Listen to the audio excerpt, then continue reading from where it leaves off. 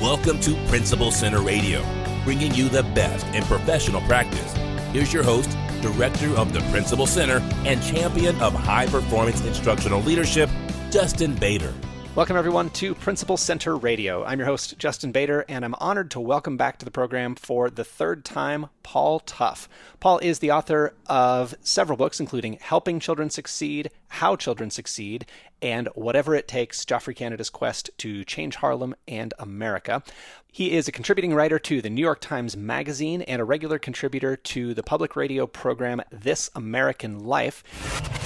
And now, our feature presentation. Paul, welcome back to Principal Center Radio. Thank you. Great to be back. Well, I'm so excited to speak with you today about your new book, The Years That Matter Most, How College Makes or Breaks Us, which is an up-close look at just that question of how college makes or breaks us.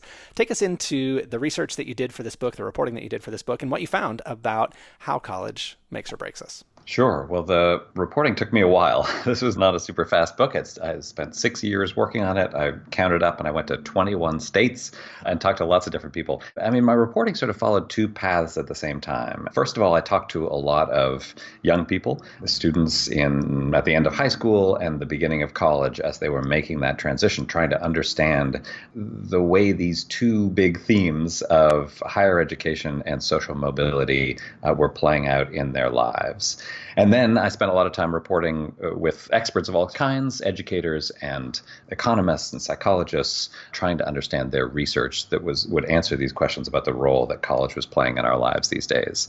And one of the things that I concluded was that this intersection between these two great forces in America, higher education and social mobility, is really changing.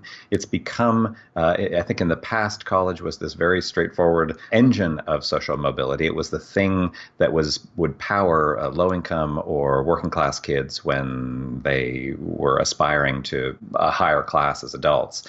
And for individuals, I think that still happens. There are lots of kids I talked to who were able to achieve amazing things through higher education. But as a society, as a culture, I think that higher education has lost that position. It's no longer the kind of universally effective force for social mobility that it was. And for many young people, I think especially young people from modest circumstances, higher education now feels like the obstacle to their social mobility more than anything else. Let's maybe talk about the idea of opportunity, because I think as we are starting to learn more about debt and, there's more conversation about the debt that students are leaving college with, did it seem worth it for students to go to college? Is that promise of the American dream being fulfilled? Well, it's a tough question to answer. In some ways it's not. So when you talk to economists about this very basic question, is college worth it? They tend to give you either a simple answer or a slightly more nuanced answer. And the simple answer is yes. That right now, what economists call the college wage premium, the amount more that you will earn if you have a college degree than if you don't, is about as high as it has ever been in American history. A college degree is very valuable right now. But when you look at the stories of individuals, things get a little more complicated, and economists will change their answer to, well, it depends. It depends, first of all, if you're going to graduate. If you don't graduate, an investment in college is much less worthwhile. And there are lots of students who start college and then don't graduate. But it also depends where you go, what kind of major you pursue, how much you spend on it. All of those things actually do matter. I think we tend to have kind of a magical thinking around higher education, whether we're in favor or opposed. But in fact, it's an investment like anything else. So it matters exactly how you make your choices. We've long wanted to see college as this vehicle of social mobility, right? This creator of opportunity, especially for students maybe who come from lower income backgrounds, but have a lot of promise. How did you find that dynamic playing out? Did that match the facts and the stories that you encountered? Well, again, I feel like it's something of a mixed picture, because in the lives of individual young people, I followed lots of kids who were coming from low-income families or getting a good college education, and it was absolutely changing their lives. It was transforming them, often in ways that were certainly very positive, but were complicated as well in terms of, like, social mobility is just a hard thing. So what they were struggling with was, what is it like to have opportunities that my family doesn't have, that my parents don't have, that they couldn't really have dreamed of. But for them, in terms of mobility itself, it was working great. When you look, however, at the national picture, it's harder to be optimistic about the opportunities that higher education is providing for low-income people, not because a college degree is not valuable, but because we are not providing a good pathway into and through college for low-income students. For the most part, low-income students are not admitted to the most selective institutions, the ones that are best funded, the ones that have the highest graduation rates, and instead they're much more likely to go to the less well-funded institutions, to public institutions, to community colleges. And those institutions, especially in the last couple of decades, we as a society have been underfunding. We've been cutting, at this moment when our young people need credentials, higher education credentials, more than they ever have. We have been cutting public funding for higher education, and they notice. Those young people, it changes the way those institutions function, and changes their experience in really detrimental ways. And one of the questions that you tackle in the book, to kind of flip the coin over a bit, is the question of whether college is an equalizer or whether it's simply an expensive and complicated mechanism for reproducing inequity and social class. And I think that issue really came into the public consciousness fairly recently with the college admissions scandal, where we saw wealthy people literally buying their way, like literally writing a check. Somebody else takes the SAT for their kids. They're bribing coaches and things like that. So what did you find as far as that dynamic of reproducing versus equalizing? It's a great question. And in some ways, it's really at the heart of a big chunk of this book. There's nothing new about wealthy Americans using their wealth to get their kids into the best colleges. One of the stories that I mentioned in my book, I didn't report it originally. This reporter a couple of decades ago followed the experience of Jared Kushner, now, senior advisor to the president, as his father, when he was a senior in a private school in New Jersey, gave this huge donation to Harvard University, I think $3 million. And Harvard admitted him, despite the fact that, everyone in his high school felt like he wasn't Harvard material at all. So this has been going on for a long time, and, it works. Like the reason that rich people do this is, exactly why Charles Kushner did it. He was able, with $3 million, to get his son a Harvard education and everything that went along with it, right? So in some ways, what's different in the college admissions scandal from earlier this year is it was illegal. Giving a huge donation to Harvard and having your kid get in is not illegal. It might be immoral, but it's not illegal. There was something different, I think, in this scandal. But I think what struck me, I read through a lot of the wiretaps of the conversations that this corrupt advisor was having with all of these affluent parents. And what really struck me was they didn't sound like they were part of a criminal conspiracy. They said, they were definitely doing bad and illegal things, but they sounded the way that every affluent parent I've talked to sounds when they talk about the college admissions process. There was a lot of eye rolling, a lot of like, can you believe what the system has come to, all this stuff we have to do. The parents that I talked to, they're saying that about like taking their kids to squash practice and SAT tutoring and, a million after school clubs and all of the kind of perfectly legal help that affluent kids get from their parents. These parents were just doing the same thing, having crossed some line, some moral and legal line at some point. But to them, it felt like all the same thing. It felt like this was a system that they knew was rigged, and they knew was rigged mostly in their favor. But they also felt like, if everyone else was doing this, why shouldn't we do the same thing? And I think that's really obviously a sort of a toxic attitude, but it's a complicated one. And I think that a lot of upper middle class and affluent parents now are wrestling with the same thing. They know that the system is not fair, but they're not sure how do you opt out of it? How do you conscientiously object? Right. And, we've seen a big shift away from relying solely on things like grades and SAT scores to looking at, are you on the squash team? Are you on the rowing team? And of course, whoever has the most money can put their kids in the most elite and rarefied sports that can get them the scholarships and things like that. And I'm thinking about the decision that admissions officers face, right? Because this is definitely not a case of, making a spreadsheet and sorting by SAT score. What did you see as you talked with admissions officers and got a little bit of a glimpse into that world of making those decisions as to who gets to go to which college? Well, that was some of the most fascinating and enjoyable reporting that I got to do. I spent some time with admissions folks, and before I got to talk with the admissions people, I had been mostly interviewing students. And when you talk to students, or when you are yourself a student or a parent going through the process, admissions people feel like these, demigods up there on Mount Olympus with this enormous power to shape young futures. And then when you actually talk to these folks, they don't seem like demigods at all. They're anxious, they're under pressure. They're often the people who get fired most frequently in higher education administrations.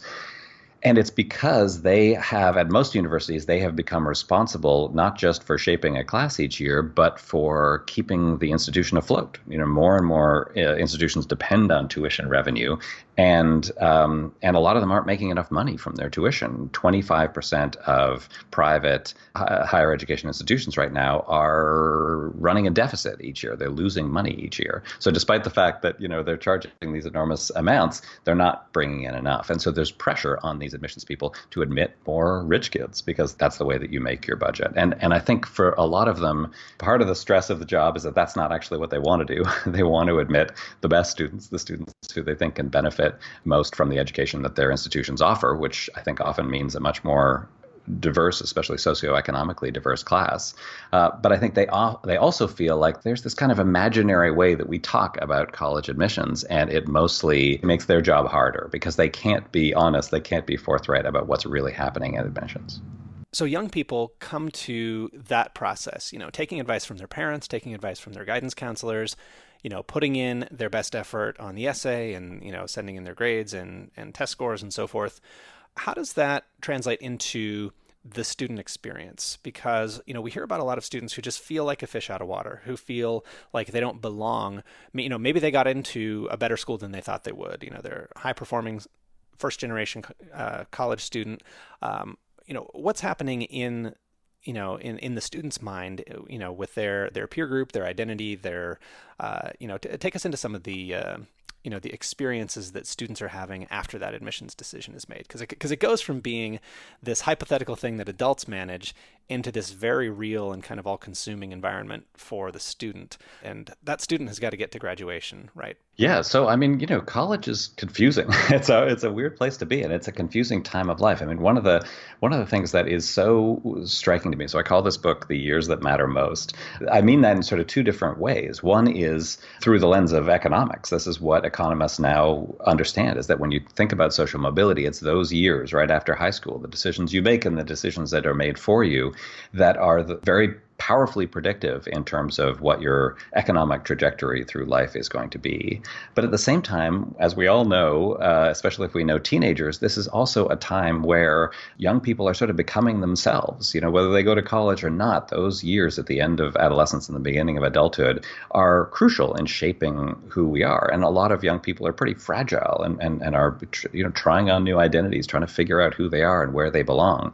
And the fact that those two things are now happening at the same time, I think, is just sort of an accident of economic history, and is really stressful, I think, for a lot of kids, that at this moment where they want to kind of just figure things out, they're being told, and in some cases quite accurately, everything you do matters an enormous amount. And so I think a lot of students feel that pressure, and it makes for, I think, a really difficult experience at the end of high school and the beginning of college for a lot of kids. And then one of the sort of specific experiences for first generation and low income students, first generation meaning if their parents themselves didn't go to college, when they are admitted, especially to selective universities that have a lot of rich kids at them, they really feel isolated and alienated in all kinds of ways. And it's not mostly academic. Sometimes they do need to do some academic catching up and figure out how to exist as a college student. It has much more to do with emotion and psychology and finances and social class. They are suddenly surrounded at these most selective institutions by a lot of rich kids. And if you're not a rich kid, that can be really jarring. So some of the students who I followed at places like Trinity in Connecticut and Princeton, they were really, happy to be getting such a great education, but feeling really shaken by the experience that they were having. And I think there's lots that colleges and universities can do to create a better experience for students and create more of a sense of belonging and connection. And when they do that, students really thrive. But a lot of colleges don't feel like it's their responsibility to create that environment for their students. Well, and I think about the relationships that are formed in college, and I think a lot is said about, the value of the Rolodex that you get from going to a place like Harvard or Stanford or Yale, that, that your classmates will be your peers throughout life and are people that you can call on. Did you find that at the more selective institutions that students that were not from wealthy families, like were they able to bridge those social divides and build those relationships? Because, if I'm going to walk out with a piece of paper and, an address book, everybody gets the same piece of paper, but are students walking out with, with a similar network from those elite institutions? I think there are conflicting signals in the research. So if you look at it through the lens of economics, the answer is yes, that mostly low-income students get the same benefit from attending a highly selective institution as high-income students. Mostly when students attend the same institution, the effect of their family income is overcome. And they basically have, if you graduate from Harvard, you have the experience of a Harvard graduate, whether you came from lots of money or not much money. So that's The Economist. Then there's a sociologist I wrote about named Lauren Rivera, who has an incredible book called Pedigree. And what she did was embedded herself, as sociologists do, in the hiring firms that hire mostly out of exclusive Ivy League colleges for consulting firms and investment banks and top law firms. And she watched how they select students from these elite colleges. And what they do is they just sort of replicate. First of all, they only hire kids from the most selective colleges, which have the fewest low-income students attending them. But then even within those student bodies, they also select for basically what you did in high school, not what you did in college. So they say, we don't really like those, the grinds who are working all the time and getting great GPAs. We want kids who are a lot of fun, who, play the right kind of sports. And to them, the right kind of sports are, yes, lacrosse and squash and rowing and all the things that these kids took in prep school. So big picture of economics is that mostly for low-income students, attending a highly selective institution is a positive thing. It's not happening for enough of them, but when it does happen, it really helps. But on the level of individual experiences, if you want to get one of those super high paying jobs in a place like an investment bank or a law firm, who you are and where you came from and who your parents are and where you went to high school, all that stuff still matters. So thinking about our audience of principals and people in the K-12 world, should we still be pushing students to attend, the best college they can get into?